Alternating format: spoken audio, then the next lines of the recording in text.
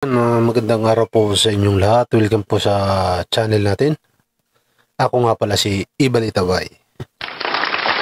Ito po mga babaeng, pag-usapan po natin ito.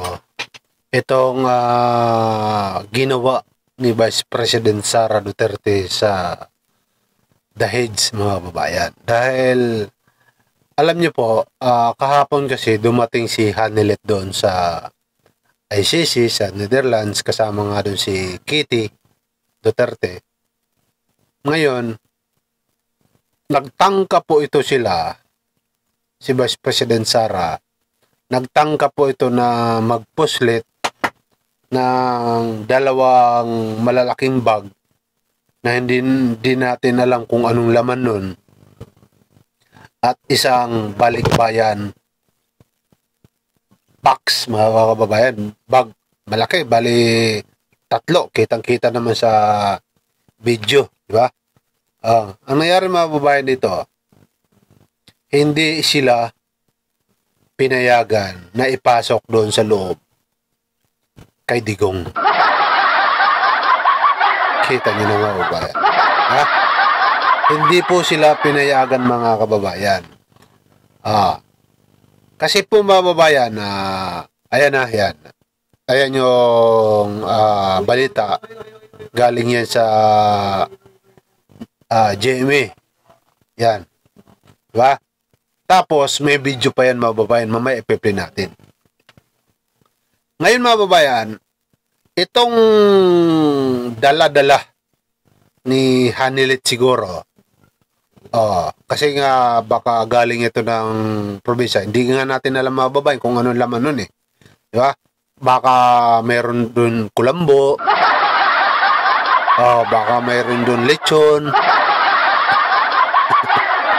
Hindi po mga babayan. In short po mga babayan, hindi po pinayagan ng ICC na ipasok yung tatlong malalaking bag papunta kay Digong.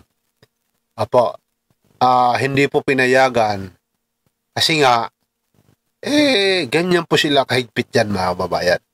Hindi po yan katulad dito sa atin sa Pilipinas na kapag nakakulong ka, pwede mo yon, halimbawa meron kang bag na ibibigay doon sa loob ng kulungan, pwede mo yun boss, ito pakibigay naman to doon sa kaanak ko. Ito, huwag ka na maingay, boss. Ito na, pangkape. Doon po mga babae sa ICC, walang ganyan. Hindi ka po doon makakalusot mga kababayan. Diba? Kahit ano pa ang gawin ninyo, wala doon vice presidente, wala doon dating presidente, wala doon senador. Doon po mga kababayan sa ICC, pantay-pantay po yan mga kababayan. Kaya kinatatakutan ang ICC ng mga mayayaman. Kasi pagdating doon, makakaranas po sila ng pantay-pantay na pagtrato. Wala doon special treatment, wala doon na kung sino ka pang Poncio Pilatong politiko. Pagdating doon, ikaw ay pantay, ikaw ay preso, ordinaryong nilalang, at hindi kailanman sasaisipin nila na ikaw ay presidente, dating presidente. Walang ganun.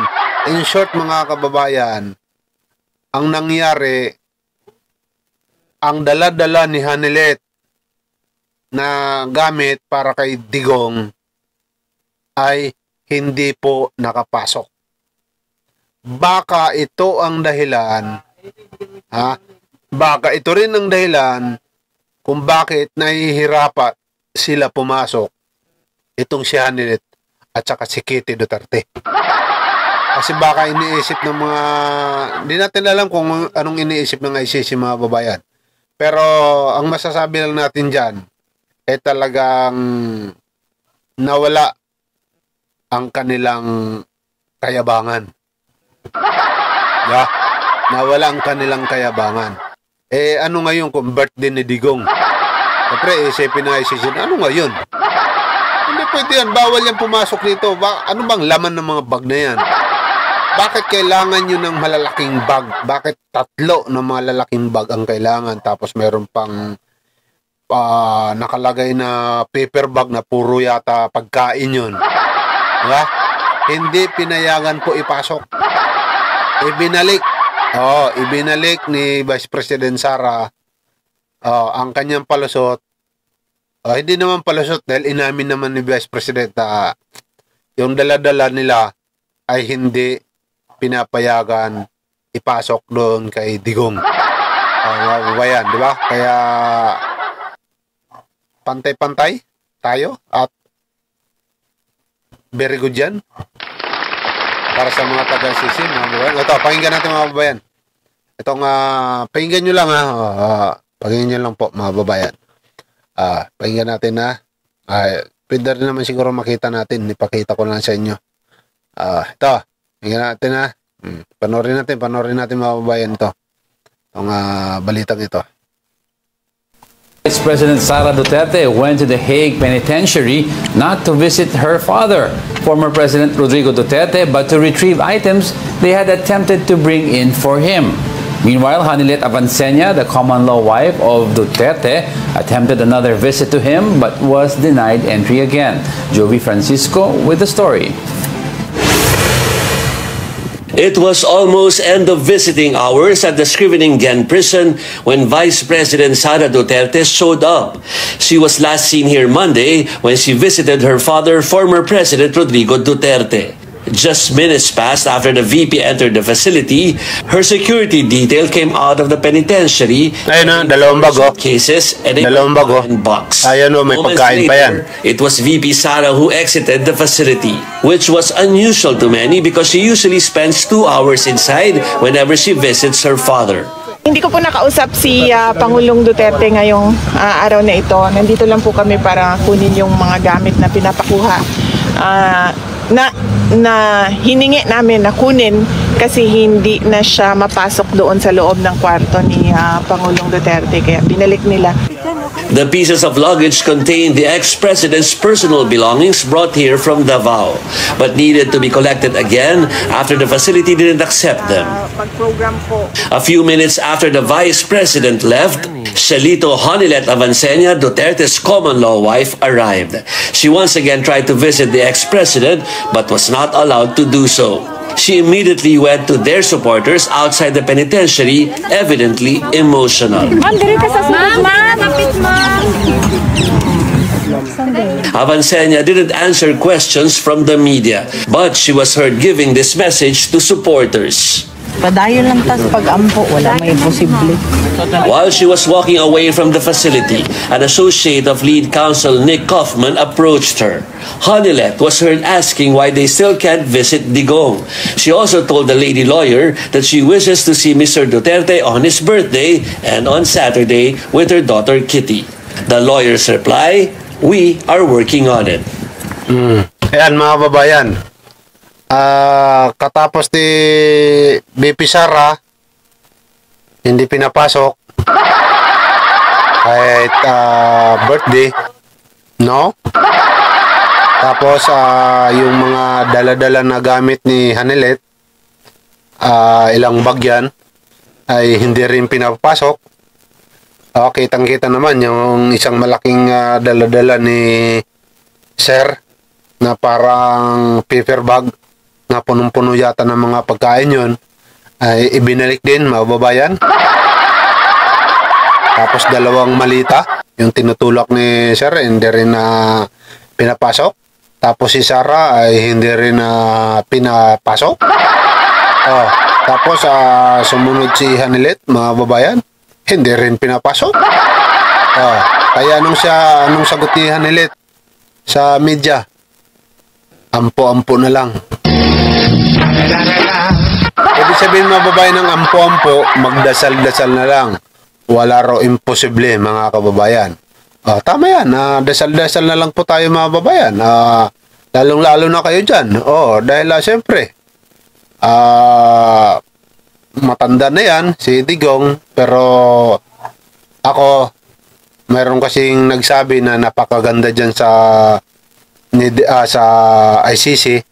Kaya wala akong duda na mapapangalagaan itong si PRD.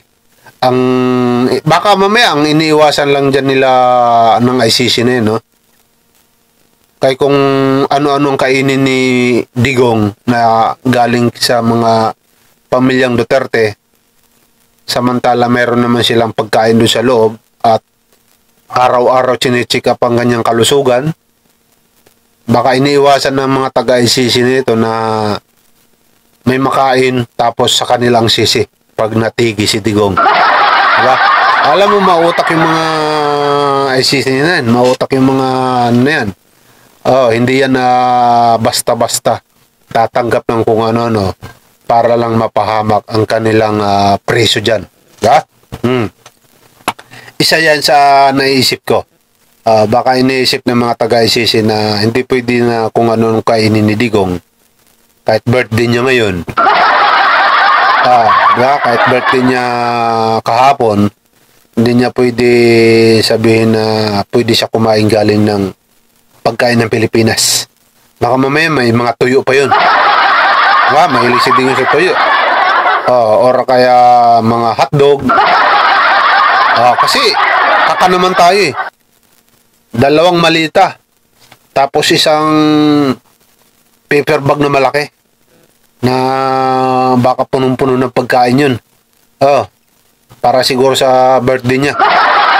Hindi pinayagan. Nga. In short, mga babayan, kahit vice president ka, pagdating dyan sa ICC, pantay-pantay tayo lahat. Yan ang kagandahan dyan, mga babayan, sa ICC. Yan ang kinakatakutan nila dyan. Pero kung dito sa Pilipinas yan, nako, pasalamat ka nga kung makulong yun si Digong. Baka tama yung sinasabi ng iba na kung dito sa Pilipinas yan, malamang sa malamang, yan si Digong, house arrest yan. Or hospital arrest. Diba? Pinaghandaan na nila yan. Lalong-lalo na ni Bongo. Kaya nga pinipilit niya dalhin sa ospital. Kaya lang, mautak eh. Mas matalino, mas may matalino pa sa inyo. Kaya, siyempre mababayan, dahil hindi sila nakapasok, sila na lang kakain yan.